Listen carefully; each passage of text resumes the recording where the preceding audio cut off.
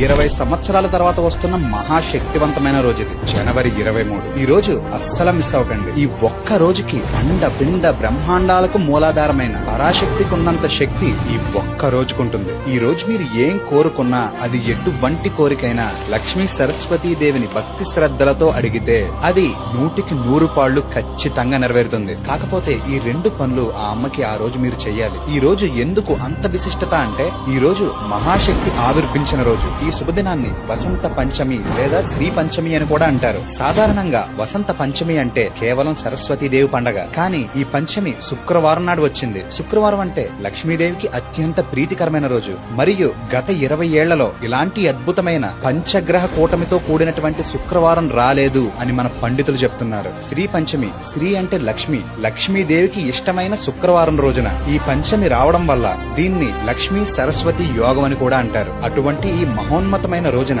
మీరు మనస్ఫూర్తిగా ఏం కోరుకున్నా అది ఖచ్చితంగా